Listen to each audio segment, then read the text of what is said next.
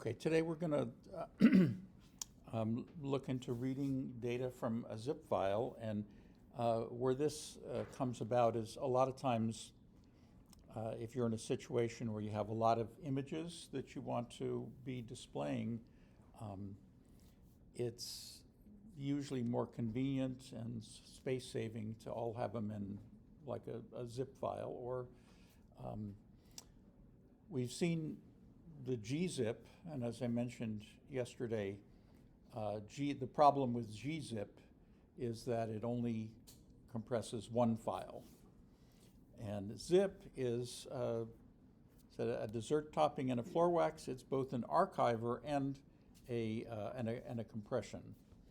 So what an archiver, it just means, it's just a fancy word for you have a whole bunch of different files in different directories and stuff, and it just kind of gloms them all together into one thing, into one file, basically. And then what zip does is then it sort of takes that archive and then it compresses it. And you know, if you're interested, you know, you kind of look into the sausage factory of the internal guts about how it does it. Basically, what it does is it, you know, it has a bit of metadata stuff, and then it lays out each entry in it in like a different block of bytes, and then at the very end it has a directory of kind of how to find stuff. And so today we're going to and well, I'm going to take a little bit of a risk and kind of write it from scratch because well, anyway, so so it may, hopefully it'll work. We'll see. I've already had one disaster. So anyway, so now you've all used zip files, and back in the day, kind of Unix-based systems all came with a command line zip application. Windows was a little bit behind the curve on that. You had to kind of, like there was I think one I got was called WinZip back in the day. It was again, you had to buy it. But nowadays, on whether you're on Mac or on Windows, if you just you get a zip file, you double click it, it kind of opens up. Like in Windows, it's actually pretty nice. It opens up in kind of a directory, like a directory, but it's not an actual directory. You then have to extract it. Whereas, like on a Mac, if you double click it, it just kind of extracts it. And, so in terms of functionality, you don't need to do it programmatically in order to get the contents of what's there. However, again, so the use case here, like in this situation, there's a zip file, and it has a bunch of images, and I want to display those images. So rather than having, you know, 50 images in a directory, I just have like one file, and so I can kind of read it. Now, let's see, we're not going to read, well, if we have time, we'll kind of, the contents could be, in this, our main use case today is going to be with an image, but it could also be text. So kind of like in the, if that movie's file was a zip instead of a gzip, then you'd have to kind of do something similar to what we're doing here. So, okay, what is zip? I mean, this is one of these ancient things, really, ancient in internet years. Back in the 80s, and it was, there were other compression formats previous, but this one was in PKWare, which is still around. And the idea was to store multiple files in a single file. At the time, the main way of doing this was on Unix, and they had you had two applications. One, the archive was something called TAR, which stands for tape archive. So there you were backing things up to these big tape things. Well, I mean, after I graduated from punch cards, like with the, I mean, I had like several boxes of these punch cards, and then within a very short amount of time, there wasn't a single card reader that could read them. So I had a lifetime supply of bookmarks. But instead, they had these tape reels. Now, you can ask your grandparents about what reel-to-reel tape was, but it was these big reels of tape, and so that was going to be the final thing. So then all my my later programs were all on this tape thing, and then within a short amount of time, everything was on floppy disks, and nothing was, you couldn't find a tape reader. So so I eventually had to, I had these big tape things that nothing could read. So anyway, so tape archive, though, that comes from the fact that in those days, you backed up stuff with these tapes. And so there was tar. So what Unix would do is it would first you would take your files you wanted to archive, you'd throw them through tar, which would create a single file, and then you'd run it through gzip, which would then create a compressed one. So what compression was, and again, this is, I mean, in a way, the history is kind of responsible for this in a way. Why even worry about compression? Well, because back in the day, computers were physically large and functionally small. So they were very, very small, and so you had to squeeze every last little thing out of them. If all this were coming up today, then maybe none of this would even maybe exist, because we have gigabytes and terabytes of stuff. So anyway, so what is compression? What they noticed was, this is especially true of text files, is that let's say you have a large text file and you have, say, a word that has like 8 characters. So that would take up, at the time, with ASCII, it would be like 8 bytes. Nowadays it would be like 16 bytes. So, but if you have the same word again and again and again, and it's taking up like 8 bytes, instead, what you could do is you could create a dictionary, basically, of saying every time this word occurs, we'll kind of replace it with this little pointer to that. So maybe with 2 bytes, you could kind of, so if you had 50 occurrences of this, then you could replace it with like a little pointer that would have just a couple of bytes in it, and that would reduce the size of the file. And all you need is just sort of logic to kind of figure out what that dictionary is, and then logic to kind of unpack it if you wanted to see what the contents were. So, so it turns out that in all files there's a lot of redundancy, and so what all compression algorithms do is exploit that redundancy to make it a little smaller. And in zip there was kind of up to 9, or actually 10 options, starting with this was again based on Unix, C, which is 0 based. So 0 was no compression, 9 is the maximum compression, but it was the slowest. And again, because computers were slow, it's like you had to kind of trade off between the slowest. You would kind of keep trying to get the file smaller and smaller. So that's what the maximum compression does. And there are limits to this, but I mean, at some point you can't keep compressing something down to nothing, basically. So if you tried, in fact, a lot of times when you tried to compress an already compressed file, it would actually get bigger. So anyway, so the compression utilizes data redundancy. Again, if you're interested in the sausage factory, you can kind of look all that stuff up. An example is this, the word appearing multiple times, you store it in one place, and you just kind of put a token, which is going to be smaller. So there are 2 options in compression. There's lossless and there's lossy. So lossless is when, what it says, you don't lose any data. In other words, and zip is an example of that. So when you zip a file and you unzip it, you haven't lost anything. unless, there's been like a glitch in the matrix or something. What lossy does is lossy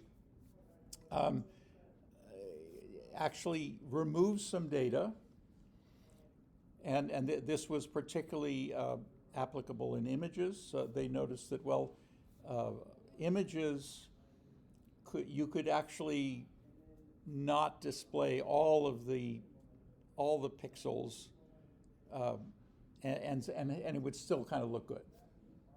So JPEG and PNG images, those are lossy compression.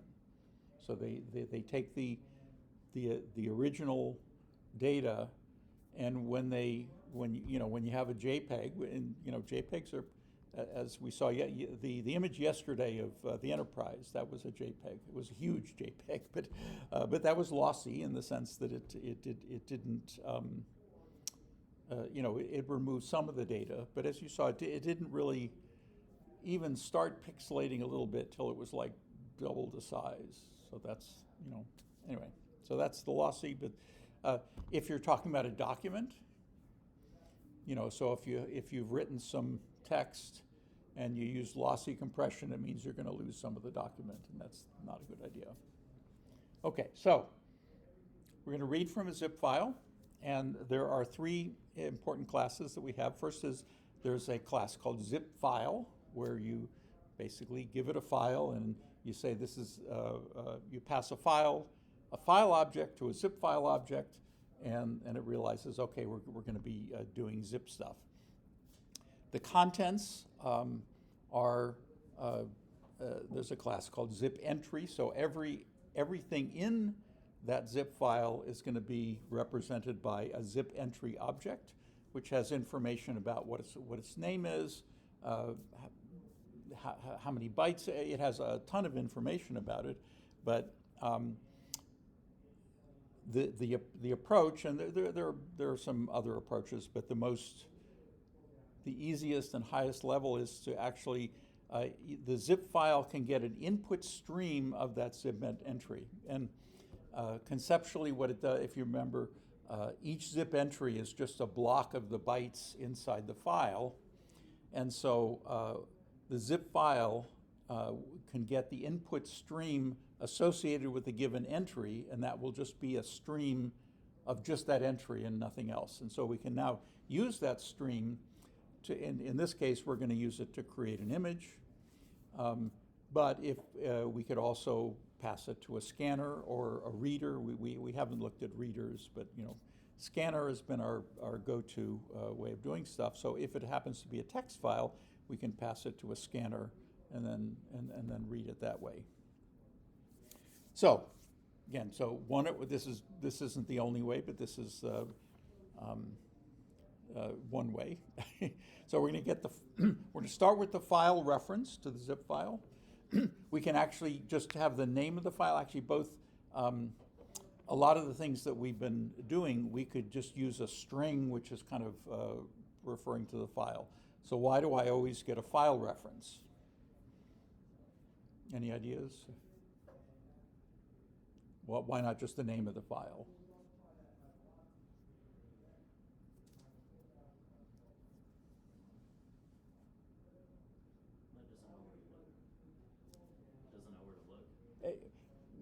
Well, if I've, basically, if you remember, what I generally always do, if I'm reading from a file, the first thing I'll do is I'll check to see whether it exists. And a string is just a string. But a file object, I can say, does this exist? And before I even try to, if you try to do this before on a non-existent file, you can kind of get to a certain point, then you're going to get null pointer exceptions all over the place. So the idea in kind of writing more safe programs is to always kind of be careful, be mindful of what can go wrong, and give a useful error message. So in other words, if you're running along and all of a sudden you're getting null pointer exceptions from input stream somewhere. Why? Because you're trying to get an input stream from a null, from something that isn't there. As opposed to, you pass the name of the file to a file object and say, do you exist? If you don't exist, say, hey, this file doesn't exist. And you're telling the user exactly what went wrong at the point where it went wrong before you kind of do anything else. That's why I do the file reference. Okay, so then we instantiate a zip file from the file. And then we can get basically an iterator, and it was originally kind of before iterators. They had these things called enumerations. They were kind of a little wonky. And they're still around, but we can turn them into iterators, and we'll sort of see that. But basically, get an iterator of the zip entries, and that's a nice high-level way of kind of doing stuff. And then when we iterate it over it, we can get information about it. So, for example, some of the entries, because a zip file can contain basically a file, directories and other stuff. Some of the entries are like directories, and so you can't read from a directory. You can just sort of get information about it. So as we iterate over, we're going to kind of be mindful of not trying to read something from a directory. And then, so for each zip entry, we're going to get the input stream, and then we're going to use the input stream to process. So for what we're going to do today, we're going to take that input stream and then build a buffered image, actually just sort of an image using ImageIO. If you remember, ImageIO can just read from an input stream and create an image, and then, our strategy, because it's going to be in a Swing application, this task is not a graphical task. So we want to do this off of the graphics thread.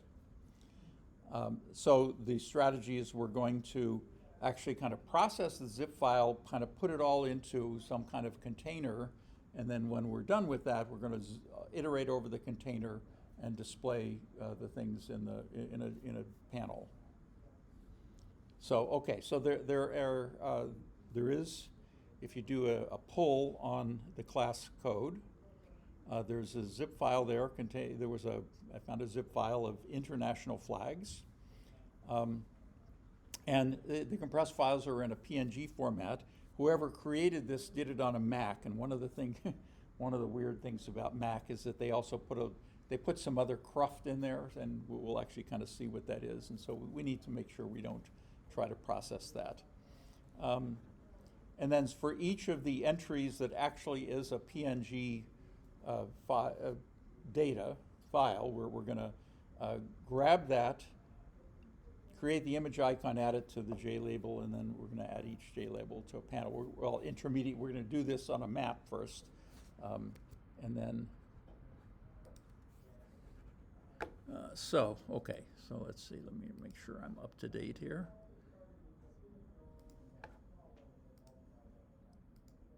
Okay.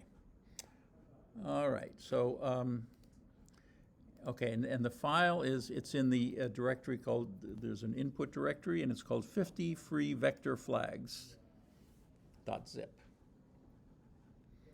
So, well, I tell you what, let's actually kind of,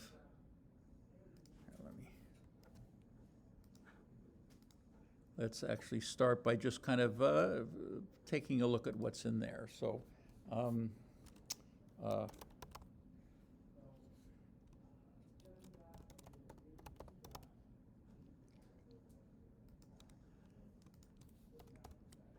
let's just sort of, just as a little, hopefully I have time to do a little test here. Okay, so I'm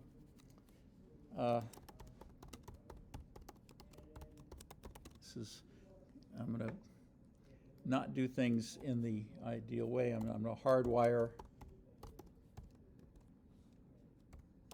the name of the file.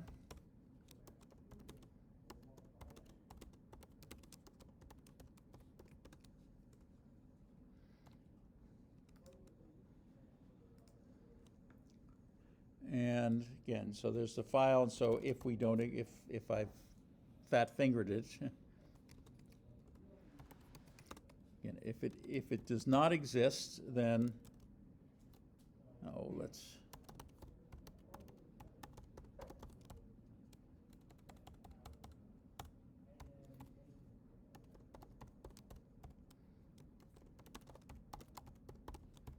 and then,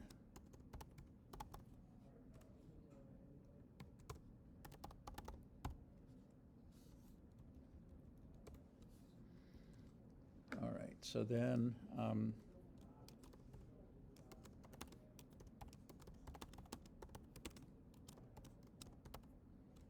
actually, I think what I want to do this similar to the scanner, so let's get the imports. Okay, the zip file is a new zip file, and pass it the, notice that the constructor is overloaded. There, I can actually, there are different character sets, there are different modes and other stuff. We don't have to worry about that just yet. So let's do the try catch here. And the reason for that is because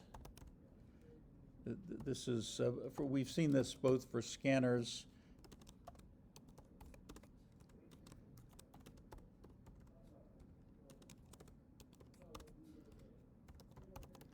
we want to make sure we always close stuff, and then, okay, here, so this could be null. And, okay, so now why do I have to initialize it here? Because this is a local variable, and local variables have to be initialized before you use them. So that's what it was complaining about, but it could, if it's null, and we'll, okay. So let's see if we actually kind of made it there. Okay, so we didn't get the error, so we actually found the file, and so now, now the syntax of this is kind of weird.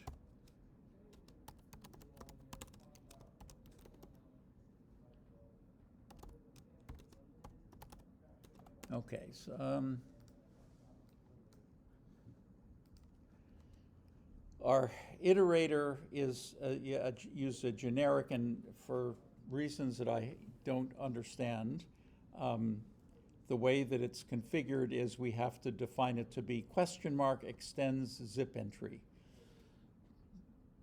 Don't worry about that. But zip file has a method called entries, and then we can get it as iterator. So now we can just kind of use the iterator as we've used it before when we were doing collections. While it has next, okay, so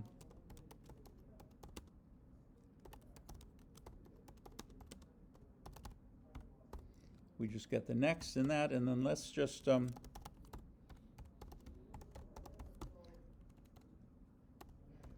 of print out the name. And then entry, the zip entries, oops, the next entry, it has, compressed size, last access time, last modified time, method, blah, blah, blah, size. So it has compressed size, it has size, you can kind of, oops, let's just get the name, just to, oops.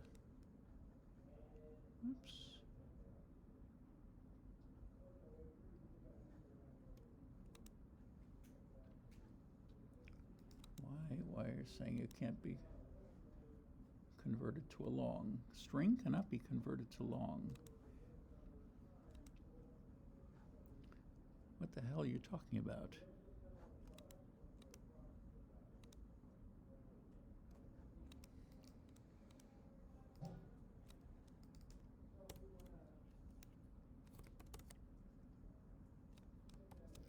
What happens if we just sort of print the next?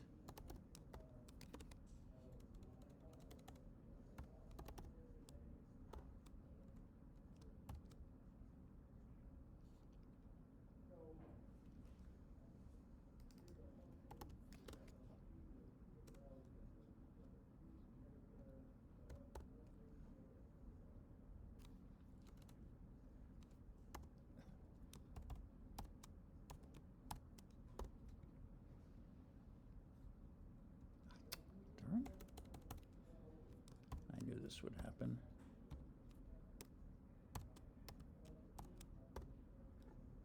I just want to print the freaking name, and then, all right. So let's see what we have here. So, okay, so as you can see, there's a bunch of stuff here.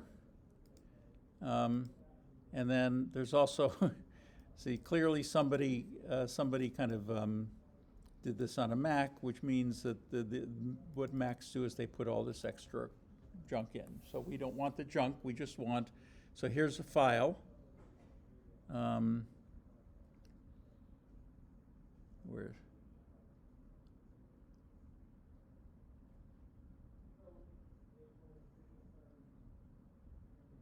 yeah, here, yeah, so these are directories. So you can see it's got a directory structure, but then here we finally found, here's one of the PNG files, and you may not be completely apparent, but what these are the name of each of these PNGs are the country's two-letter abbreviation. And we'll see that when we finally make the thing. All right, so let's. Okay, can I do this in 15 minutes?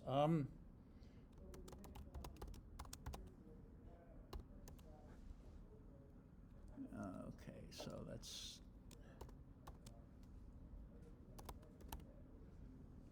JFrame.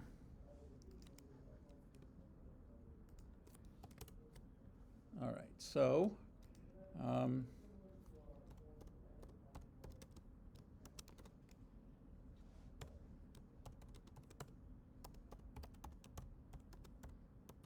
these are all flags, and then set default close operation. We want to do nothing on close, and then add window listener. New window. We're not going to do a whole thing on this with buttons and everything. We're just going to display the flags like we were doing yesterday.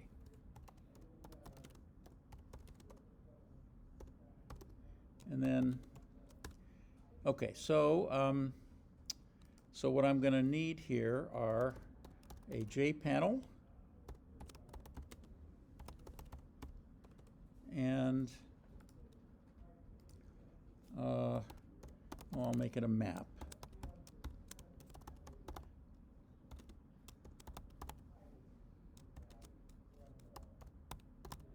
So these are going to be the flag images.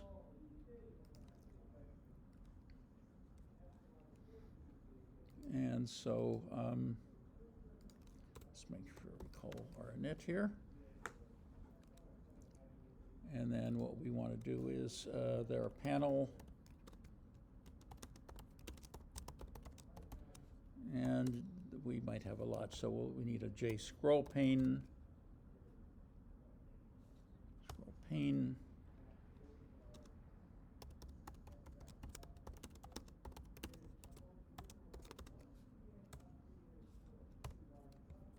Oops, not this. We want the panel. And then add it to the content pane.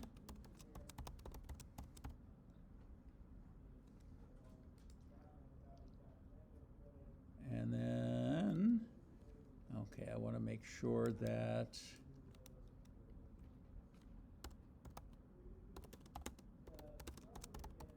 let's make it a tree map just so we keep them sorted. All right.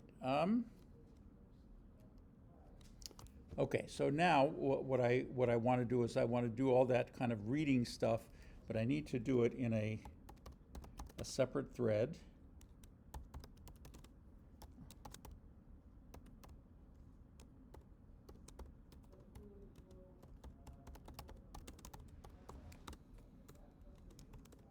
Okay, so this is a thread where I'm going to read and unzip it.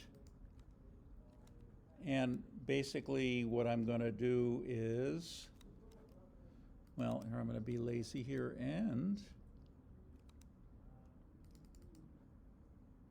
I'm just going to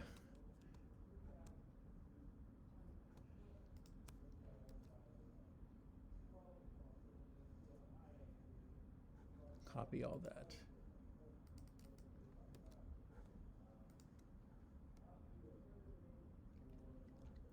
just said, because I want to get this done. Right, so now what are we going to do with these zip entries? Well, what I'm going to do here is instead of printing each one, once I get a zip entry,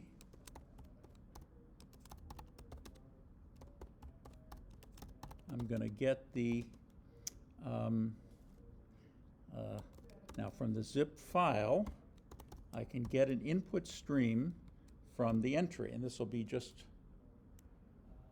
fix our imports here, and then now,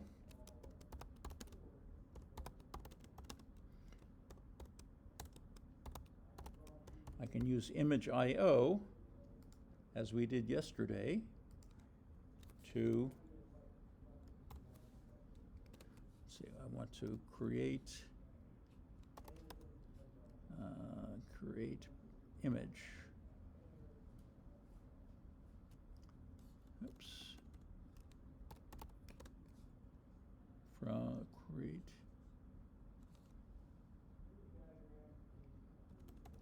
Oh, I want to read, sorry. Read the stream. Read the input stream here. And then what I can do is I'm going to add it to, I'm going to put it, and my key will be the name, and then put the image there.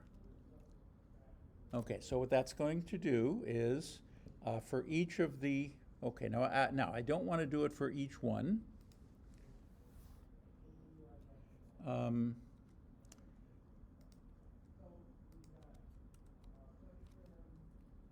Let's say if, wait, no, I do it for the next entry. Say if the next entry get name. What I wanted to do is I wanted to ends with PNG. Those will be the only ones. And doesn't.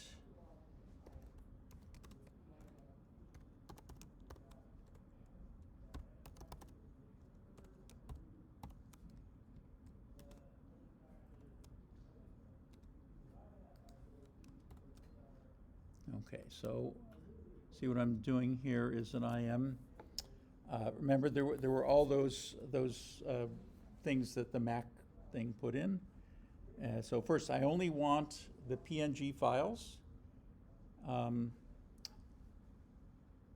and I want the ones that don't start with that underscore, which are the cruft that Mac puts in. And so what I want to do here is, after I've done the init, I want to, well, let's see, let's do this the right way.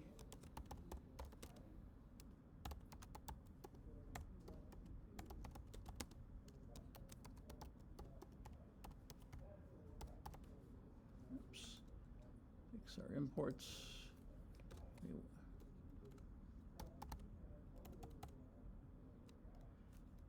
New, let's see, a single thread executor. And let's submit a new, we'll call it read and unzip. And let's say we're all done.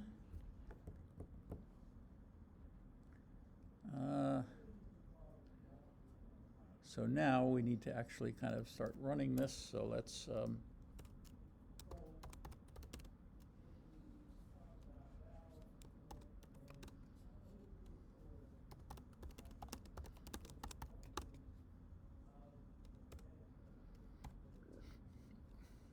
oops.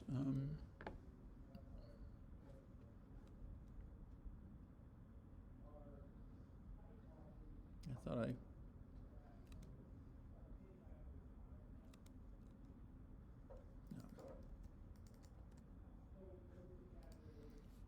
Actually, technically we have to define this to be final, by the way, just because of what we're doing later.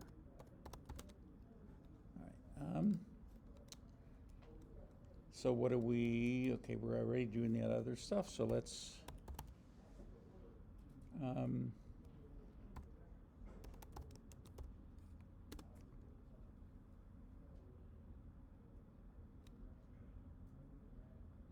are you, oops, no.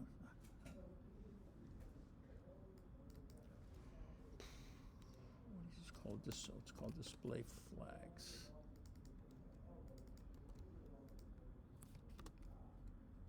Size, oh, let's see, let's make it 800 by 500. Not worry about some other stuff, so,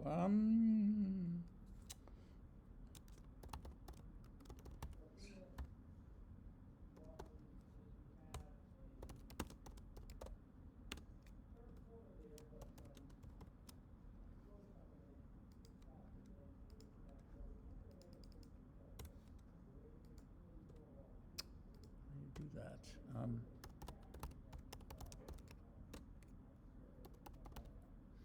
All right, so let's, all right, now this isn't going to have anything in it, but at least it didn't get an error.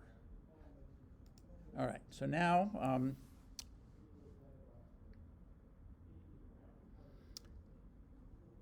all right, so now I need to await termination. Let's wait for 10 seconds, because it shouldn't take any longer than that. And now,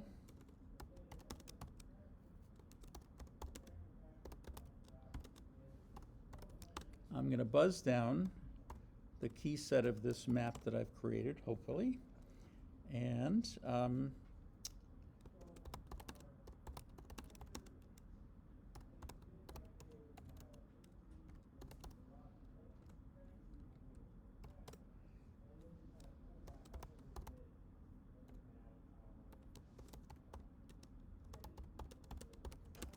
create an image icon from this thing.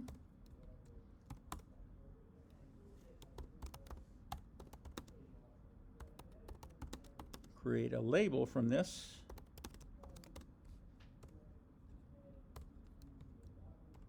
And then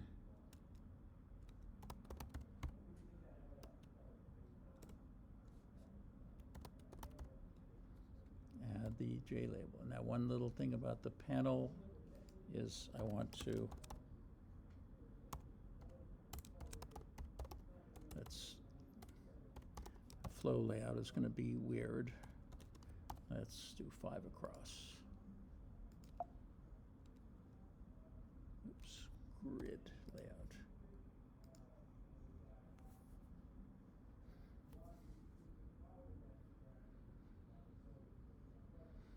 Okay, so what I'm doing, oh, and let's see what that what that does. Okay, so that interestingly, they notice that it has now that's weird. It has all kinds of different sizes. Well, I know why. Okay, so what I need to do is, it turns out that this had, if we notice, it had different size of these things. So I really only want one. So instead, what I'm going to do is fix the name.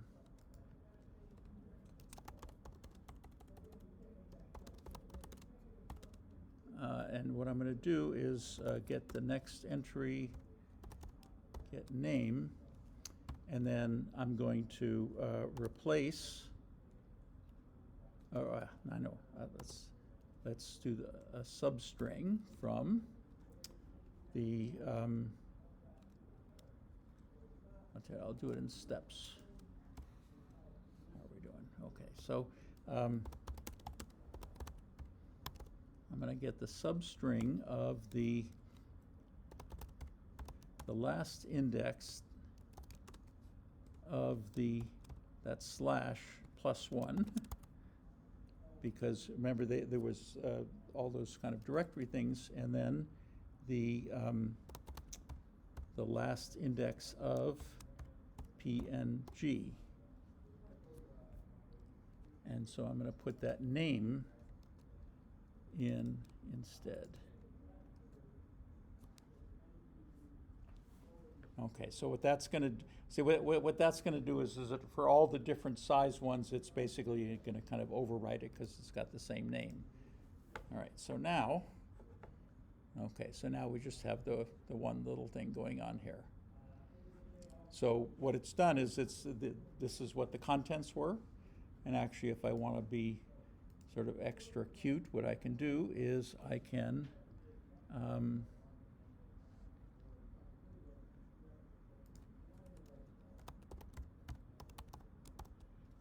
let's set the tooltip text to be the name. So now when I run it, like the tooltip is going to give, I don't know if you can see that. Here, let's.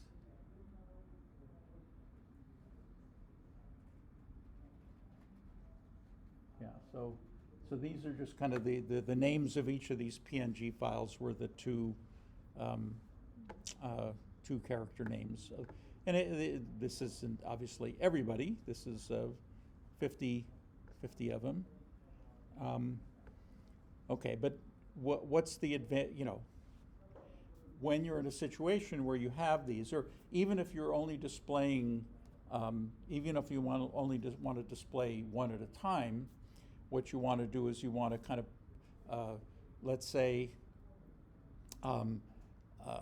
I wanted to have like kind of the names in a combo box, and then just display one of the flags, maybe bigger. I could use what we did yesterday to make these even bigger, and then have a combo box where I could just choose the one that I wanted. But the main thing here is that this zip file had all this stuff in it, and so this is a convenient way of kind of dealing with stuff like this. Whether you're reading data, whether you're kind of getting images like this to display, this is a nice way of doing stuff. In other words, if you have data that's coming in a zip format now, you don't have to kind of unzip it and keep all the stuff lying around. You can just sort of have this one file and kind of everything is in there, and it was fairly straightforward to do. So I hope that was not too bad. Okay. Questions? All right. And I'm sure there's nothing more fun than watching somebody else kind of write code. All right, now what I have planned for the last sort of module is something that I hadn't originally meant, but I think is important. Have you worked with databases before? No. Okay. So this the thing is it's the Willie Sutton principle of data. Who is Willie Sutton? Willie Sutton was a famous bank robber. And they asked him, why do you rob banks? And he said, that's where the money is. So a lot of data is contained in databases. If you have a ton of data and you want to, we've been dealing, you have spreadsheets, okay, CSV files, okay, they're fine as far as they go.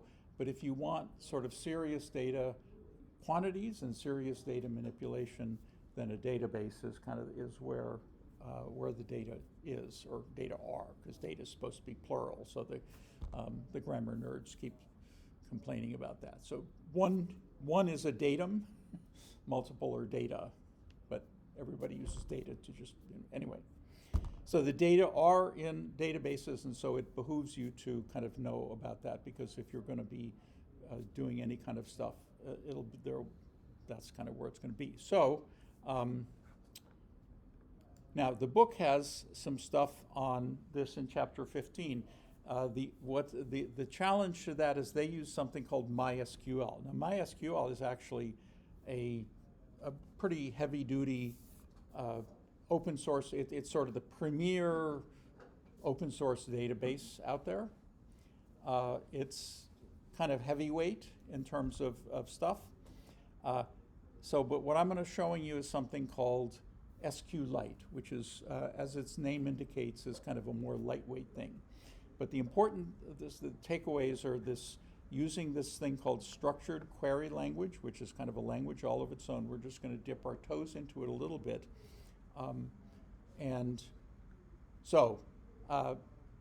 Kind of start, read these parts, but when they start talking about MySQL, you can just kind of ignore that. Because we're going to be doing it using this SQLite, which is a very lightweight little thing. And that'll also introduce you to using a third-party library, because in order to connect to one of these SQLite databases, we're going to need some extra libraries. And I'll show you how to incorporate that into your NetBeans project. Okay, so that is it for today.